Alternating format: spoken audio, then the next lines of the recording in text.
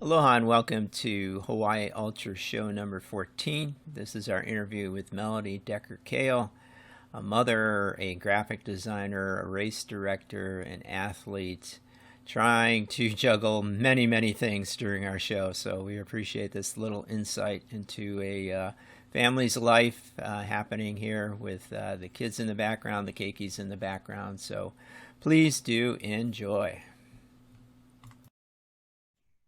Aloha, we have Melanie Koehl here with us today. Melanie, how are you? Great, thank you. Happy Sunday. Thanks for having me. Oh, yeah, I'm so happy that you're taking the time, to be able to share not just your knowledge, but also your presence. I mean, I know the Zoom calls are either very frequent in people's lives, or maybe they don't have too many of them, but I think it's great that we can actually, kind of communicate and talk to each other.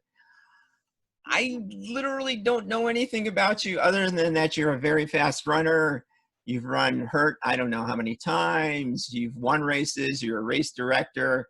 So let's start with, where were you raised? Where were you grow up? I grew up in New Jersey, and I tell everybody, people have these preconceived notions about New Jersey, but I actually did all the same sports there because I used to live, right next to the beach. So, yeah, I would swim, cycle. I was a big mountain biker. Yeah, so I would run there, trail run. There was great trail runs through parks.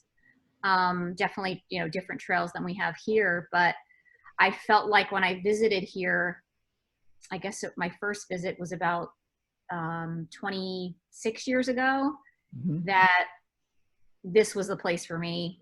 I could do all of my sports all year round, and I was just sold on the people and everything about it. So I finally moved here 21 years ago. I was a creative director in advertising in New York City.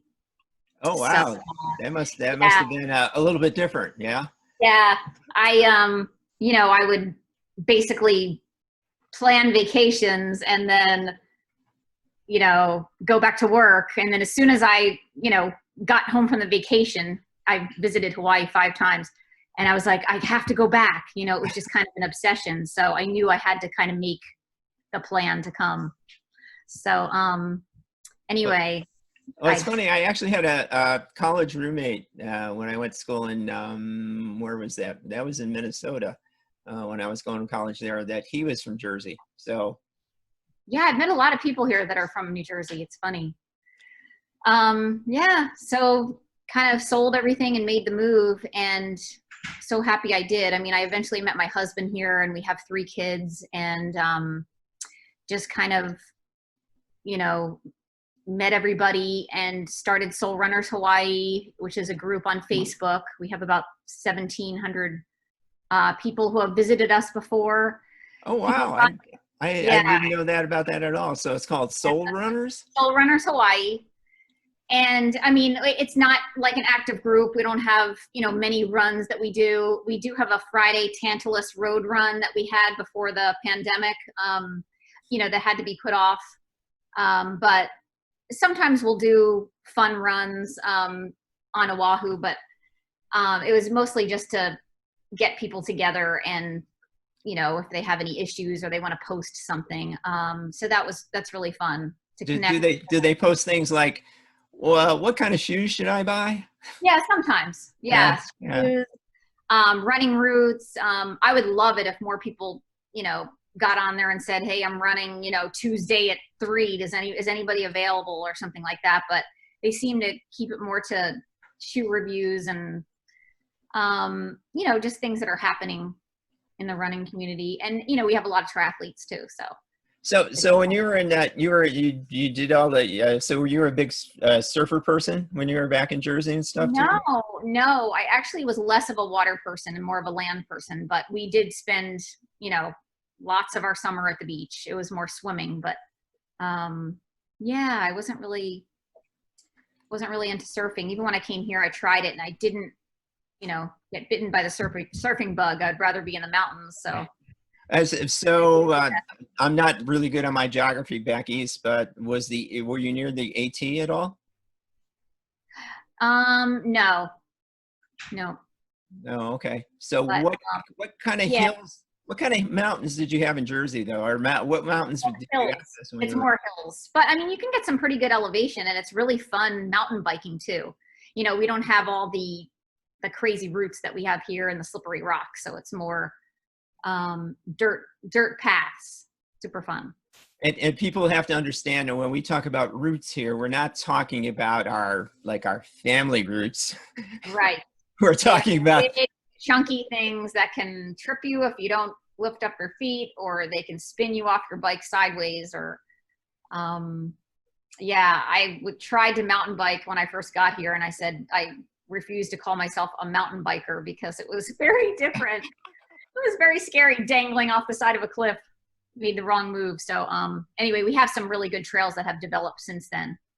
When I first moved here, there wasn't really many places you could bike. It was more like hike a bike, ride a little bit and take it off and get off and carry it. But yeah, 21 years ago, I was actually in Oahu at the time. I was working over at Koala Basin Marine Mammal Lab. Oh, cool. Which was just kind of getting towards closing up and stuff. But yeah, I spent a lot of time on the streets on it with a mountain bike, and back when the bus drivers used to wave at you and you were just like some kind of strange creature on a bicycle. Yeah. Look at that guy. Yeah. And so when you're in Jersey and stuff, can you remember what the first long race that you did, or did you just strictly? I actually wasn't a big racer. I mean, I did a half marathon, but actually that was in Bermuda. I raised money for team and training, for leukemia research. Mm-hmm. And that was my first half marathon. And I actually traveled to Bermuda to run. So I wasn't really, actually my first race was when I moved here. I did the Honolulu Marathon. Oh, yeah.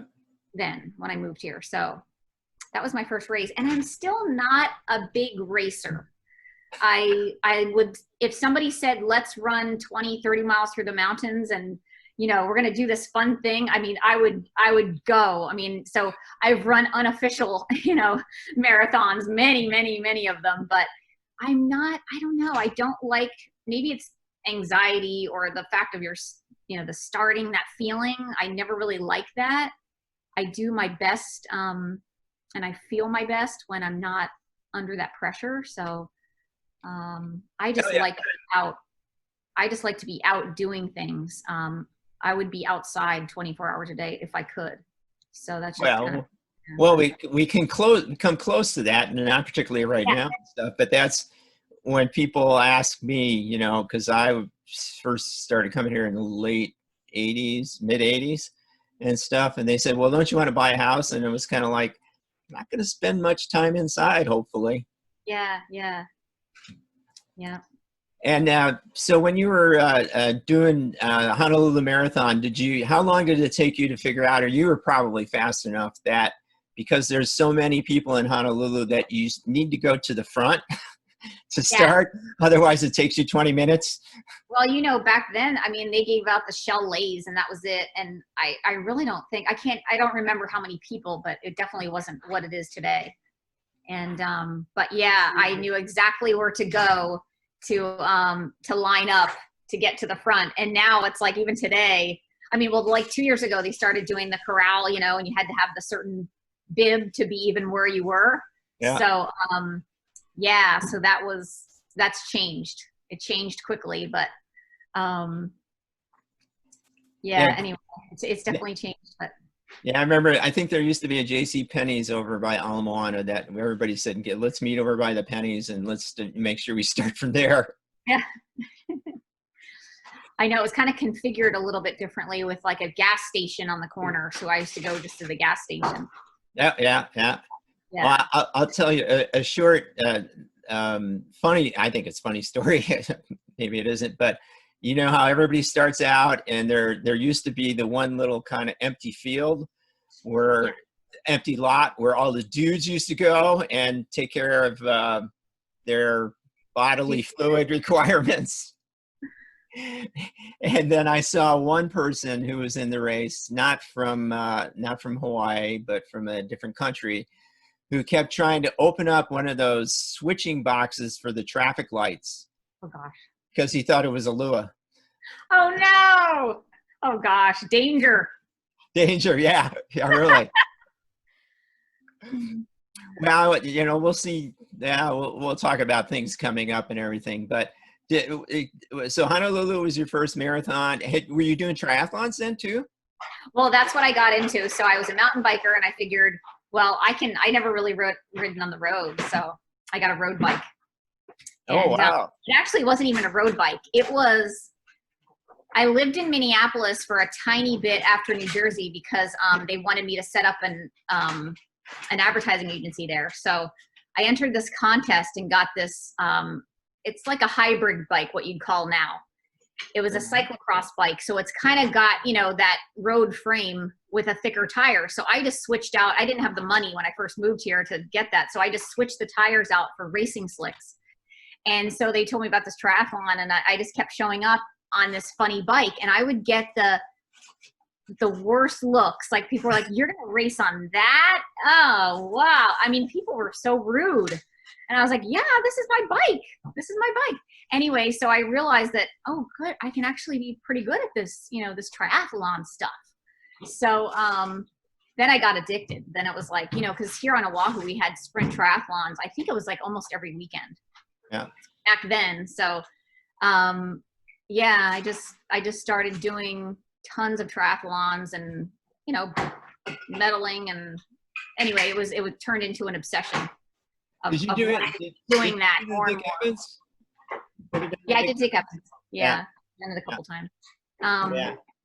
Anyway, so that was fun. That was a fun time. But I finally won a bike at one of the triathlons.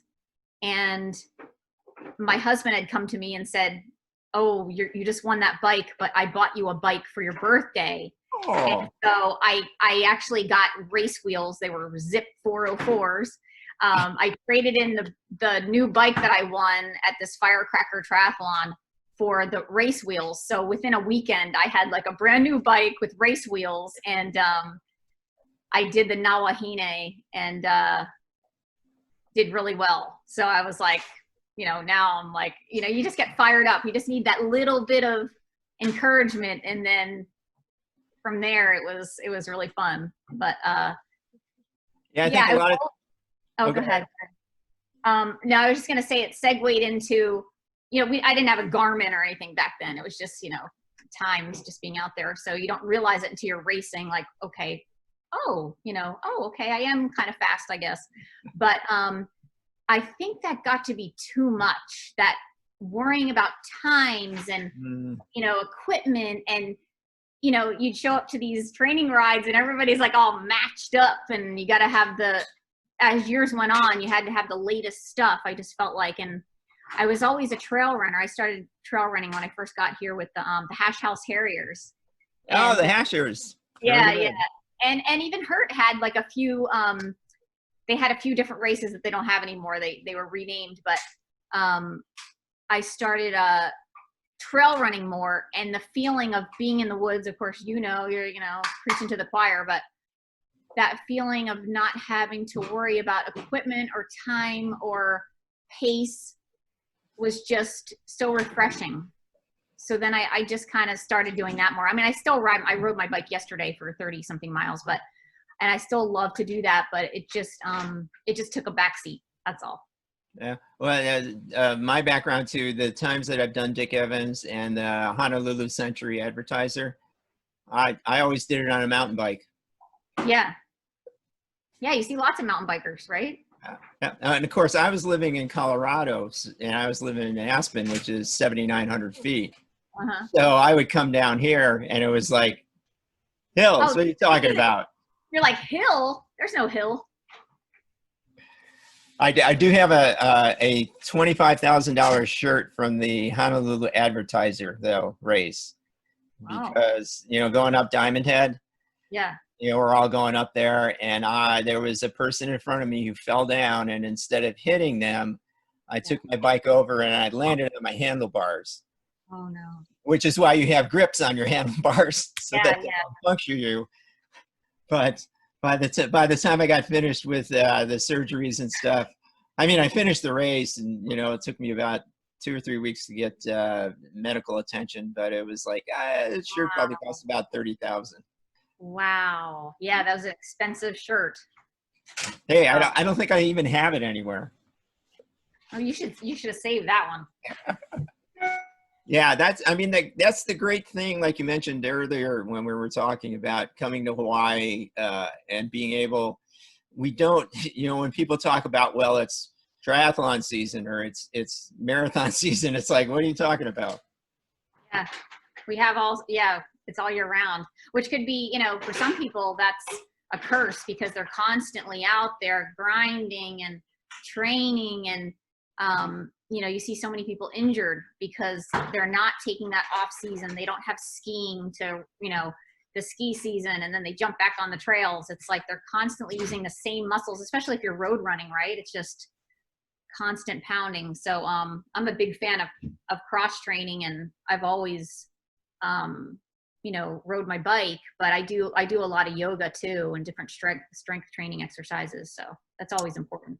Oh gosh, I was just listening to a podcast, an interview with a lady from New Jersey, who's she's got a yoga studio there, and she is gonna come. She was planning to do Ultraman Arizona, and she basically said, yeah, that yoga is really good. You know, if you're a runner, it warms up your muscles. Do you do it before or after you do a run? No, it's more of an off day thing. It's more of a supplement. Like it's a full, you know, 40 to 60 minutes of, or I used to, when it was open, I would go to like a pool and do yoga. So it's like a double recovery day. And you use every single kind of, you know, muscle. You're going from hot yoga to a cold pool. Is when I felt my best. Oh yeah. The most painful times I've had in my life probably have been in a yoga pose. Oh my gosh. Yeah. I know they have the Yin Yoga, which I would take sometimes, and you do one pose and you have to hold it for like 5 minutes. And you would think that sounds so easy, but get into a certain position and have to stay there. You're like sweating just because you can't move. It's like I see all these people doing their plank challenges, and I go, that's nothing. Those are good. Those are good, though. Yeah. And I understand what you're saying about the triathlon world. Certainly, I was the race director or aid station director for Ironman for 20 years. So it does kind of become a very competitive thing, and it sounds like that kind of maybe turned you off a little bit on it. Yeah. I mean, I've done Honu twice, and it was because I fell at a trail race and fractured my femur. And I was like starting to recover, and I was swimming and doing yoga, and then I was able to start biking, not hills, but I was like, oh, I'll sign up for Honu because I can walk 13 miles. Like 13 miles is no big deal. I'll just walk 13 miles, right? And then, but by the time it started coming around, I was healed and I felt really strong. And I was like, well, let's go for it. I've never done a half Ironman before, but it was just Honu weekend this weekend, right? Yeah. So I rode with a couple people, and we normally, come to your island to train. We'd ride to Waimea one day. The other day we'd Pololu. We'd go down past Hubby. Yeah. Basically we did the race twice in a weekend before the race, and it was like such a great training weekend. I felt like when I got to the race, that was the fun part. That was like the celebration. So that's through Goka Hawaii. That's who I usually train with. But they push you so far that when you get to the race, you're like, oh, I could do this. Or I'm at the turnaround already. This is great. So that race is so amazing. I just love it. Yeah, I remember Koehl was over here I forget, maybe I saw him 2 or 3 years ago when you guys were down at Hapuna, you know, and he had the rental truck and everything. Yeah, I was probably there. Yeah. Because even the years that I didn't after that, when did I get hurt? In like 2016 or is that 15? And then I went to the training weekend. I would go to the training weekends even if I didn't do Honu. So just because it was such a great, you know, great training weekend, even if I wasn't racing. So. Oh yeah, big shout out to Boca and Howell and those guys. I do all of his, well, most of his designs. I used to do all of them, but as the years have gone on, he has the Lani Kai Triathlon. So I'm a graphic designer. That's what I do. And I've done, you know, all 19 years of his triathlon, the logo for it. So. Oh, I didn't know that. I didn't know that. I used to design all his jerseys up until a couple of years ago. But any project he has, he, you know, throws it at me. So if he sponsors the Val Nolasco, or I've done shirts for a bunch of different events for him. So.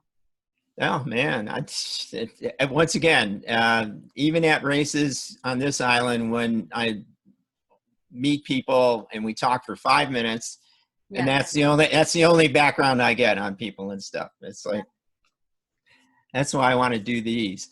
Yeah. You've been talking a little bit about injuries. Do you want to talk about injuries? Or you want to not talk about injuries? Totally up to you.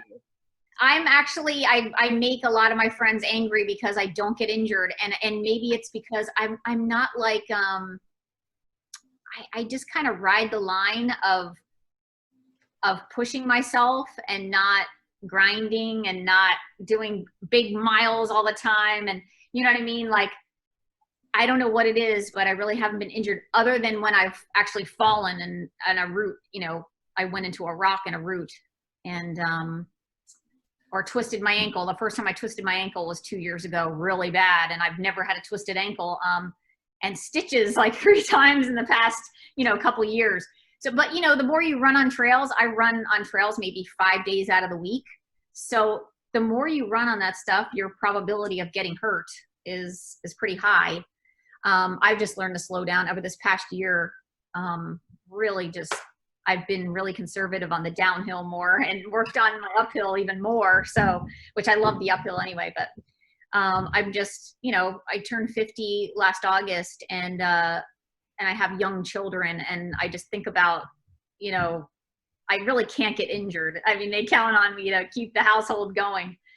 And, you know, I like to be out there. Who likes to be sidelined, you know? So me being out there a little bit longer and not going as fast on a downhill it seems fine to me. Well, how old are the kids? So I have twin 7-year-olds. Ooh. And yeah, and I have a 12-year-old boy. The twins are boy girl. Oh, okay. At least you have one good child in there, the girl. I know she's the thankful one. She's the one that's like, oh, look at the sunset. Oh, I love you, mommy. Like you can totally tell the difference between a boy and a girl. Oh my gosh. I'm so glad I had at least one girl so I could appreciate the difference. Right. I shouldn't say that. The boys sometimes do that, but she's consistently, you know, notices that stuff. But yeah, no, I favor the girls entirely. I have no patience for the boys. But that's another reason, yeah, I'm doing the great virtual race across Tennessee, the 1,000K. But my kids have been, you know, since this happened, are homeschooled. So, and they're young enough where they can't just sit down at a computer and do their work. I'm really the teacher. I take the teacher's plans and I have to facilitate the lessons every day. So I'm, you know, in front of their computer, from 8 to about 1 o'clock, or maybe a little later. And then with the household and my projects, and then, you know, of course, running is definitely a priority, or getting some kind of exercise every day. So it's been, yeah, it's a challenge to juggle all that. It's a fun challenge, you know? So, but I'm still managing to get out there a little bit. I don't have the time to run big miles, but that's okay. That's okay for now. Yeah. And is it, it's the Microsoft program that most of the schools are using, right? For when it comes to their We have Zoom. We do Zoom. Oh, Zoom? Oh, okay. Okay. I think because it's not like, you know, the information that they're giving across, it isn't like people are going to tap in and hack what they're saying. And they have, you know, they do have passwords, and they're only on for a little while. So I don't know, maybe it's just not, people are always worried about the Zoom and it being hacked. And Oh, I mean, I'm an IT person. I mean, that's what I do for a living, and I put my phone number on my truck. yeah, And yeah, it's like, if you really want to believe that if you have a 5G phone that they're listening to you, that's okay. They probably are, whoever they are. who are they? Well, it's like, I remember the first time when, do you remember the first time when drones started to appear at races? A little bit. That was a big thing. Like, hey, can you shoot the, you know, drones of our start or something like that, right? Oh yeah, I remember Cool. Kauai had them. Kauai always had one at the start, and then here we started to get them, and then finally they got to the point where I know Ironman, they have to ban them essentially because everybody would want to fly their drones and get great shots, you know, from up above. Have you ever had the desire to do a full Ironman? Have you done a full Ironman I distance? haven't done one, but I always said that I want to. I definitely want to eventually. And the Ultraman always sounded appealing to me. I don't know why, but if there's a bucket list, maybe that would be it. Yeah. Oh, that'd be cool. I think you'd like it, stuff. That my speculation right now is that might be our first race that makes an appearance. But as it turned out, since they just rescheduled Honu again, because it was supposed to be August, and Okay. now it's actually going to be November, and it's going to be the weekend before Thanksgiving is when they're going to try and do Honu. I see. Okay. Which I'm lucky enough, you know, I've been running where I run, which is, you can kind of see in the background here. Yeah. I've been seeing a lady with her 2 dogs, which is great to be able to pet dogs. And I started talking to her, and it turns out that her husband is actually the new general manager over at the Fairmont. Shout out to you, Charles. And so I kind of told him, well, you got a reprieve because you didn't have, it was supposed to be yesterday. Yeah. Saturday, and then it was postponed to August 15th, and then it's going into November, and that'll be the week before Ultraman. But I still don't know. I mean, do you think Honolulu's going to go off?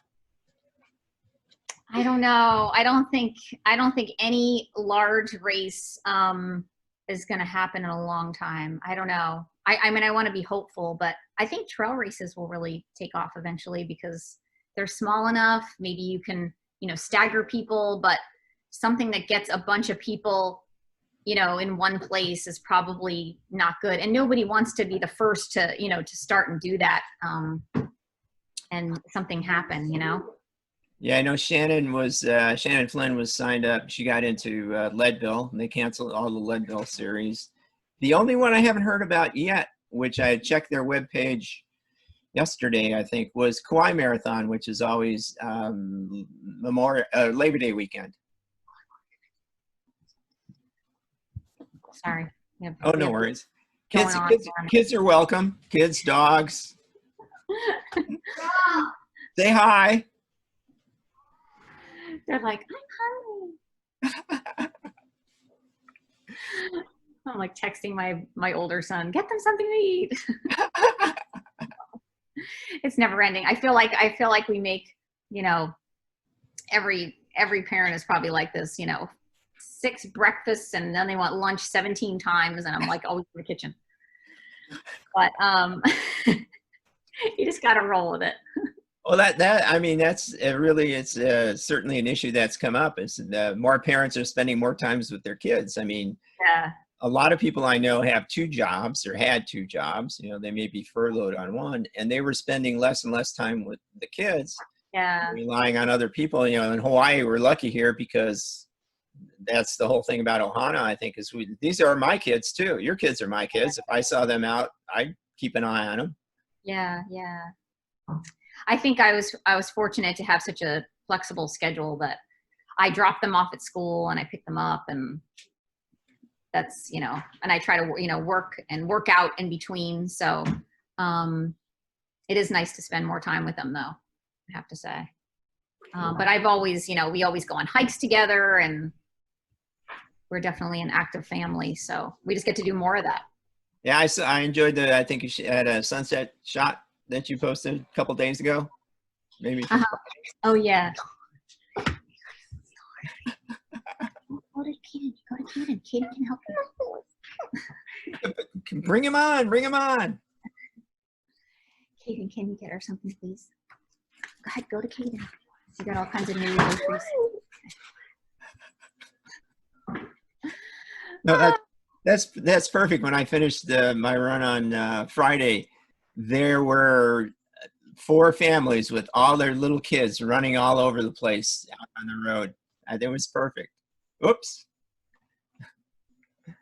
Let me stop. So now dealing with, family life and running life and work, and do you find that your running has turned into, or I don't know if even before it was your stress reduction to begin with? Yeah, I think it always was. I mean, before kids, I think it was more, to have a break from a full-time day of work. And now it's just, transferred. And yeah, I feel like maybe I even need it more so because just with everything that's going on in the world, right? It's just a time where things just seem quiet and normal, and you can control your breathing, and you have the control when you're on, I call it on the trail, because that's when I feel most calm. But I think that's what it is. I think the trail running really gives you can be in control of your own situation, where in life you gotta kind of juggle everything, and there you just have to worry about yourself, right? Well, it's and like on a long run, am I hungry? Am I tired? Do I have to speed up or slow down or take a drink? You know what I mean? Well, it's like we talk about a yoga practice, and I think it's the same thing about running. It's a running practice. Mm-hmm. Yeah. So when it comes to nutrition, you spoke briefly about eating and, of course, drinking. Of course, I'm known for drinking this. Yeah. But. I've been offered that. I did a trail marathon in California, and they give you a shot of Fireball. It's a little bit over a marathon. So at the marathon distance, they give you the shot of Fireball. And that last, be careful with that knife, please. They're trying to cut cheese. Oh my gosh. Oh my God. The last mile is just, I mean, it's like, that's power fuel there for sure. You definitely found something. Well, we do have a Fireball Mile, which is always the week before Ironman. Oh, yeah? Okay. I started doing it for a friend of mine, Mike Rouse.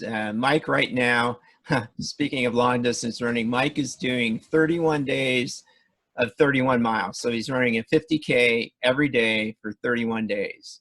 Wow. And Mike always comes the week before Ironman and runs his age, and he's 67 now, maybe 68. Wow. And so he'll run on a Lee Drive, and as his last mile, we'll do a Fireball Mile, where it's a shot of Fireball, and every quarter mile is a shot of Fireball too. Wow. You're invited. That sounds crazy. It sounds fun. What do you need help? Okay. Clark's got it. What do you do for nutrition, speaking of food?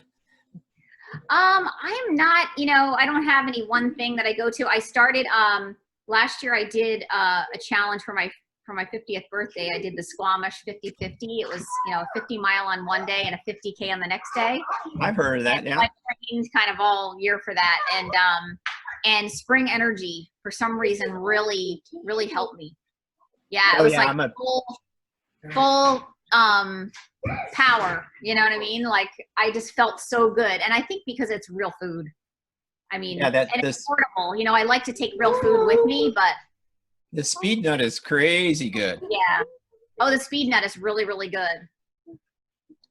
In fact, that's what I used exclusively on Friday when I did a 50K. That's all I had is Spring Energy and, of course, Tailwind, since Tailwind is nice enough to send me stuff. Yeah. Do you eat real food if you're going to do a run like today? rice balls or even like a sandwich, you know, bring a sandwich or I'm trying to think of what else I like. M&Ms? I brought peanut M&Ms on occasion. Like if it's something really long, I like to bring something where I'm excited about it. It's in my pack, right? But I wouldn't be the one to talk about nutrition because it's whatever. I mean, I have a pretty good solid stomach, so I can eat almost anything. Well, you know, it is funny that most of the people that I've talked to and interviewed, that's pretty much what all of them say. They get used to it. Yeah, yeah. You know, we're lucky. Yep, we are. Of course, now one of the worst races that I ever participated in was Eddie O from the Big Island here, a radio guy and an announcer and a friend of mine. He did a pizza mile or a pizza 5K. Oh my gosh. And it was a slice of pizza to start out with. And then every mile you had to do another slice of pizza. Wow. It was horrible. Yeah, I can imagine that wouldn't sit very well. Plus, you couldn't run with the pizza. You had to stand there and. Oh no! Oh, that's bad. Yeah, our good friend. I still remember our good friend Bree as she was choking down a slice of pizza. It's like I didn't realize she could eat so fast. So how many times you've done HURT? How many times the HURT 100 race? I've only done it once, and I got to 80 miles this past year. Yeah, I've been involved with HURT for many years, and have been a pacer for multiple loops. I volunteer usually at the Pirates Aid Station. Mm-hmm. It's basically a whole weekend of HURT. So I usually don't sleep either. I bring a mattress in the back of my car, but yeah, it's really, you know, that's what the HURT Ohana does. There's people that are there all weekend. They don't sleep, many people, but it's so great to have that in our own backyard. And the runners that come internationally know that HURT is different. You know, the crowd, the volunteers, the food. I mean, everything that goes into HURT is really heart and soul. So, I mean, it's amazing to be a part of that. So, yeah, although I have not done it, you know, I've attempted it once. It was when I fell one year, like the injury that I was talking about, where I fractured my femur. I was kind of rolling through that year, and it was going to be my year to get into HURT. I got into the lottery, and that's when I got hurt. So I had to cancel out of it. So after that, I kind of reassessed and got really healthy again and strong. And it was just this year for my 50th birthday when I was doing the 50-50 for Squamish that I already had accumulated all these miles that I thought, you know, why not? It's been good up until August. Why not just keep rolling with the miles? And last year I ran 2,700 miles. And, you know, it's my miles were in the mountains mostly. They're not like easy. I live in a very flat part of the island. I could have just, you know, run there, but I really trained hard for it. And you know, in a 100-mile race, especially on the HURT course, lots of things happen that you can't predict. So for my first 100-miler, you know, you go back and forth of being sad, happy. I mean, I've done that 84 miles in one weekend. So I figured, well, I just can't sleep. I don't, you know, this for HURT, I just won't sleep. And then I have to do just 16 more miles, right? In your head, you think, I have the stamina. Like I can do 100 miles. But when you get into the situation and the day and everything that lines up, you know, it just, sometimes it happens and sometimes it doesn't. So yeah, it was a disappointment, but there's also many good things that happen because of it. So yeah. Yeah, I mean, everybody, I think, approaches a race, you know, similar to you. It's like, do the training, do the preparation, but start line is start line, and race race is the race, and Yeah. things can happen. And the hurt course has gotten, to the best of my knowledge and from input that I've gotten from people, it's gotten worse and worse and worse every year. Because years ago, like when Luis Escobar, who's a friend of mine, he did it, he won it the first year, the routes were filled in more. Mm-hmm. And talking with Gary Robbins this last year and stuff, he kind of agreed that when he set the course record, it was an easier course. Yeah. I think, yeah, I've seen it just, since I moved here, the, all the erosion and all the water, of course, that comes down from the mountain just takes all that sand and sediment and tumbles it down the hill, and the roots still remain. So, and then there's, pigs, so they knock more rocks into the trail, so it becomes a little bit more treacherous. But yeah, I try not to blame it on the course conditions. I mean, the course, I run it like when it's knee deep in mud. I've run it when it's dry, and I do that because I go out no matter what, because you never know what race day is going to be like, right? So I try not to blame. That's one of my pet peeves. Like, oh, I did okay, or I didn't do well because it was raining or because it was slippery, or, that's just kind of what it is on that day. But yeah, you just got to piece together a perfect race. And unfortunately for me, it was just going too slow after I had some really bad, I'm not a cramper. I've never cramped. And I just had these shooting pains going up my leg that I had to just run when I could, and then the spasm would come, and I, just tried to make my way along. And by the time I started feeling better through the night, I knew I was going to miss the cutoff, to be able to go on my 5th loop. So some people say that's harder than finishing. I mean, I don't agree with that, but to go from 60 to 80 and knowing that you're not going to be a Hurt 100 finisher was definitely hard.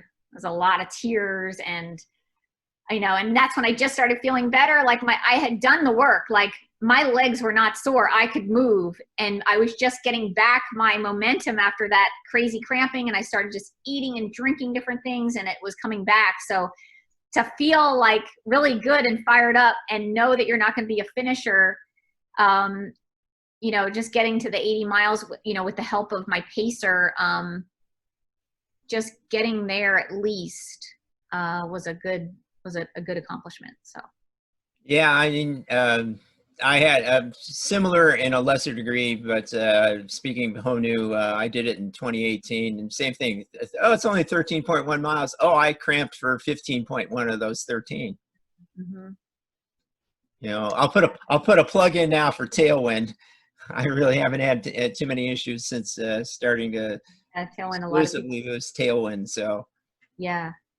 Were you taking, like, trying to take pickle juice or anything like that to deal with the cramps? Or yeah, I mean, I just started loading up on different salt things, but I'm not a cramper, so I didn't have like stuff in my pack that I would be like, oh, I better take some more salt pills, or oh, this happened before, I know what I did. I mean, it was debilitating. And now I know what people say when it was just this muscle spasm that I could not move my legs. And I was still moving forward. It wasn't like I'm going to give up. I mean, I just was moving forward. And then when it would subside, I would just run and try to get through it.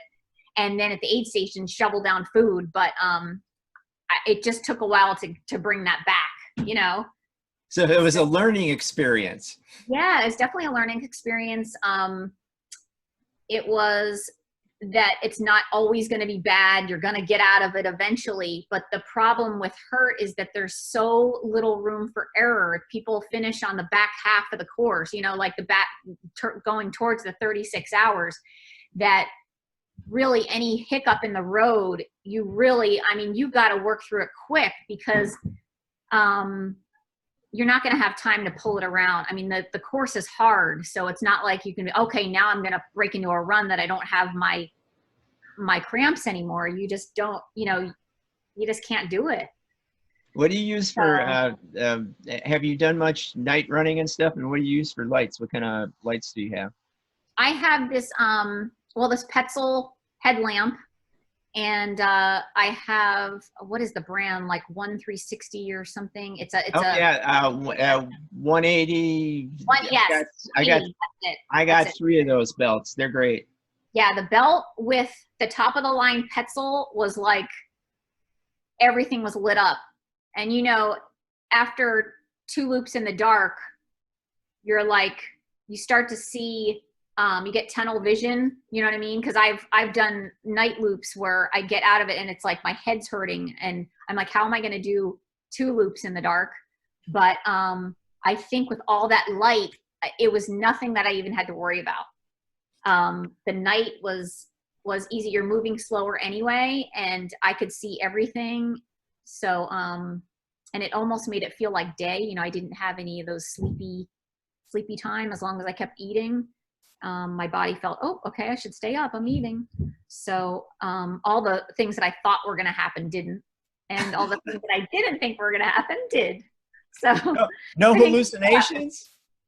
No. And you know what? I was so afraid of that because when I'm running on the trail anyway, I think like a stump is a person. I'm just like that anyway. Like I have a creative brain, so I make shapes out of things. So I was so freaked out that I was going to see things on the trail. And I didn't have any of that. Well, if you've done, well, Squamish is too short. You probably weren't running at night in either of the. It was dark. Yeah, you have to have a headlamp at the very end because it was dark for the 50 miler. Oh, okay, because on the mainland, there's things like every little twig turns into a snake. Yeah. Here we don't have to worry about that.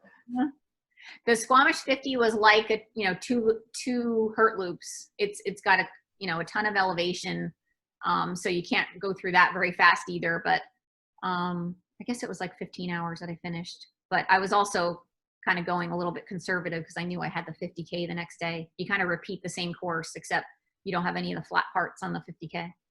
A good thing they don't do it the other way though, 50K and then 50 miler. Yeah, I know. It's a little bit better on the mind. Like, okay, I've done the big day and now you're right. What kind of shoes do you run in? I have La Sportiva Helios, which unfortunately are being discontinued. So I have them stockpiled for a little while here, but La Sportiva, people say they're a little bit narrow, but they're great for my feet. And they're very minimal. I like to feel the rocks and the roots through my shoe. But the grip, the bottoms are like a Vibram sticky bottom. Yeah. They kind of, partnered up with them. And it's kind of like, it's this pattern that I haven't seen anywhere else.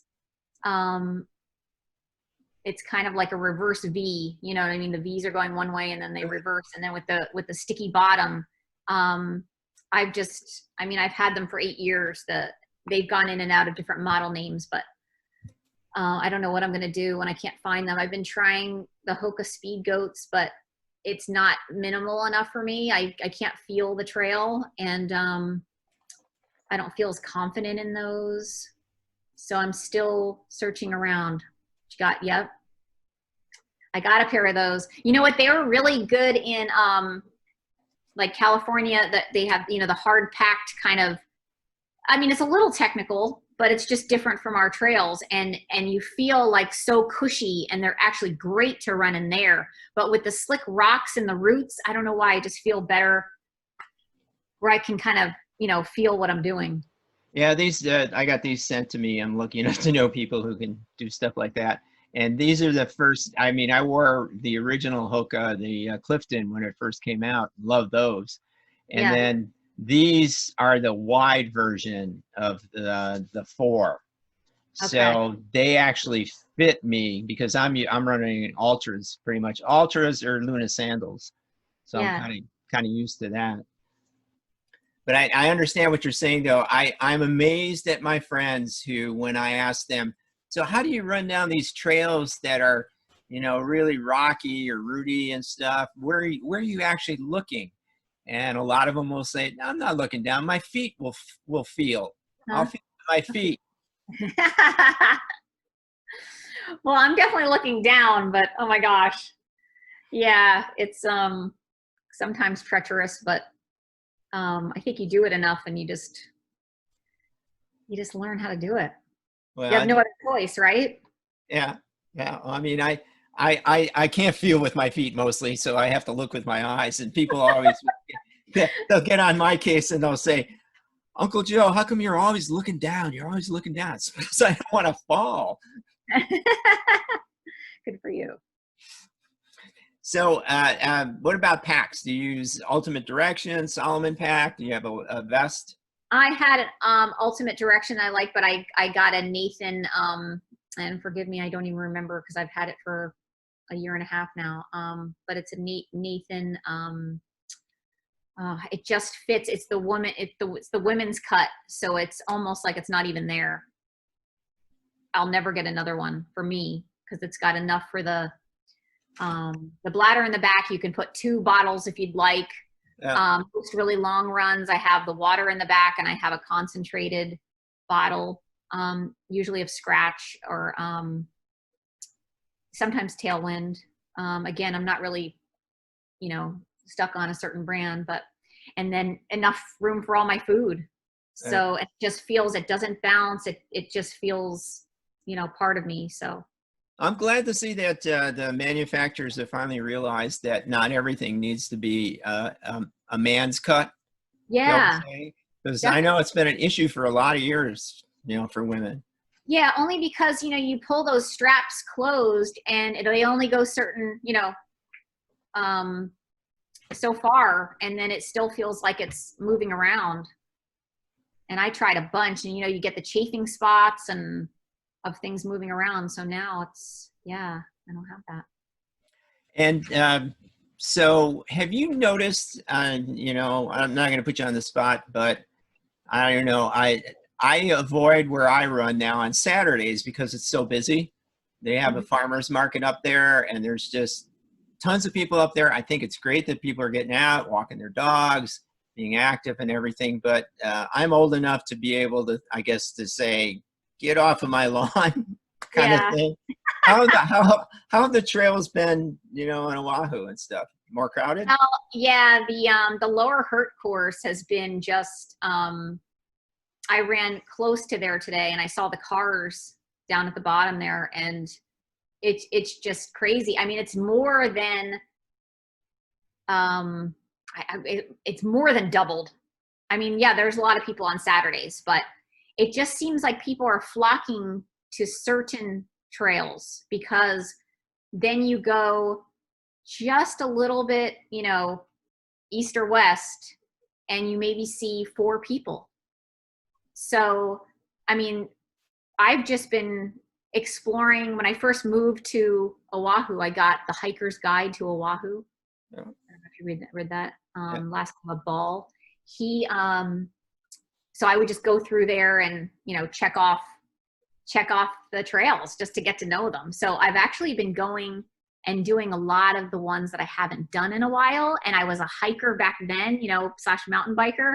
So being able to run and seeing if I can run on those has been really cool. So that's kind of been my latest obsession, just going out for, maybe 5 to 8 miles and just seeing a new place. And it's almost like I feel like I'm on vacation, even on the same island. So that's been my, it's of course my escape, but I love to have, I say I have a bracelet that says adventure every day, just because I just like to go out and see something new or notice something new, and it doesn't have to be long, running miles. I would say I'm running kind of comes at the bottom part of it. It's more of the adventure and the feeling and nature and friends and of course fitness, but the actual running maybe is secondary. I mean, that's a bonus that you get better at running because you love being out there.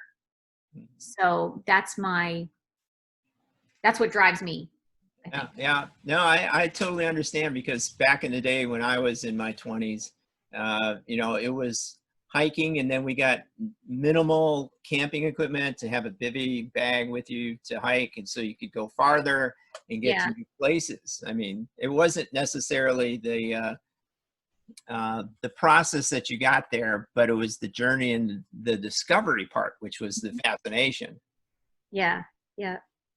And now I was listening again as I was out on a run and stuff, listening to another podcast, and somebody had mentioned, well, you know, it's kind of like, you know, New Year's Day, New Year's week at the gym, where everybody has had maybe too much to eat over the holidays, and now they all sign up for the gym, and they're all Yeah. out there like for a couple of weeks, and then slowly but surely they stop showing up.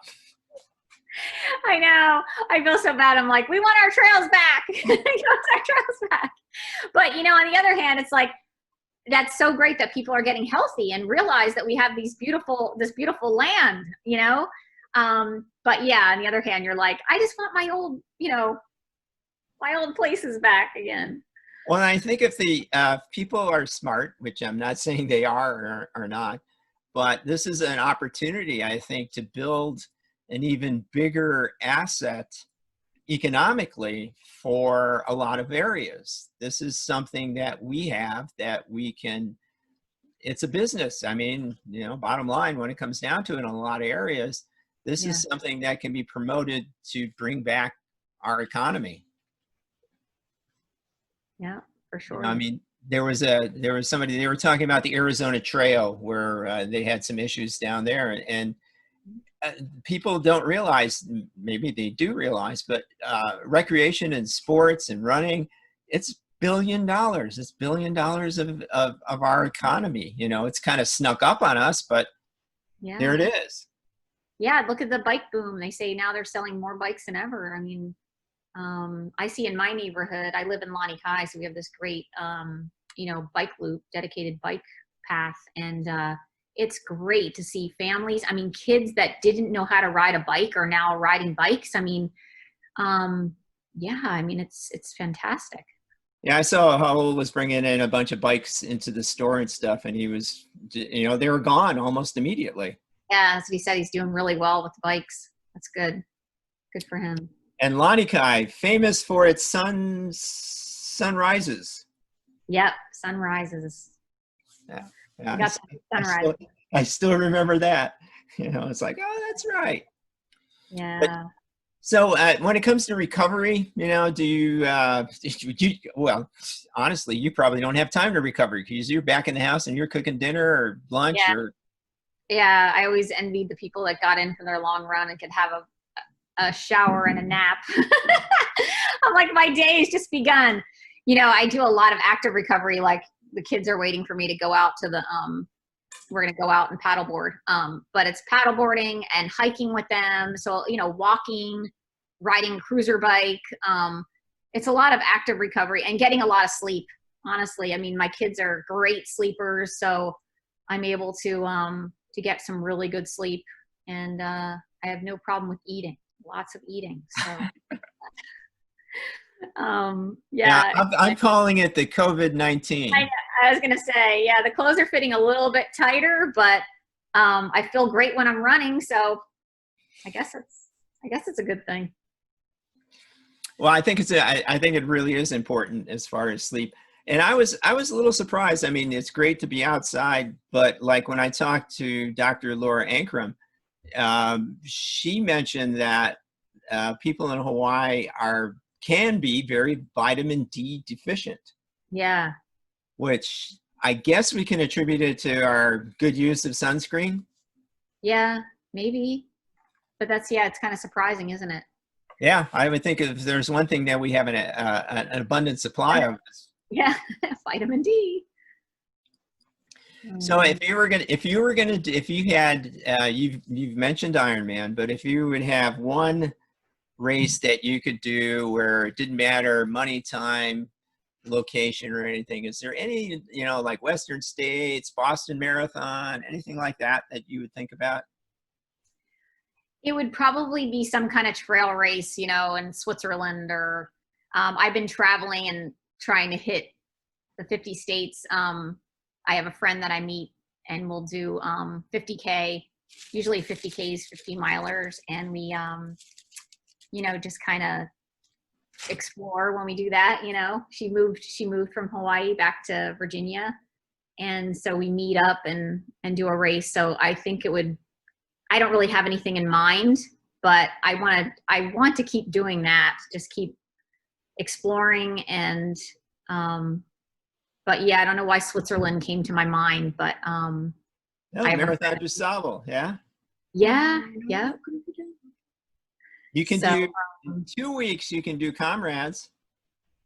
oh yeah. Yeah. I signed up for the half Comrades. And you did that? Yeah, it's 45K, so it's Yeah. a little bit more than the marathon, not a 50K and stuff. But that's in 2 weeks. I figured that'll be recovery for the 100K that hopefully we're going to be doing next weekend. Yes. Yeah. Good luck to you guys. Oh, hey, I'll get to test the lights out. I haven't had the lights out in a while. Oh yeah. So I know you're busy. I know you got to get the kids to the beach and get them active and out there. So is there any kind of advice as a person who is a cross trainer, yoga, runner, vertical person? Is there anything you advice that you can give to people now?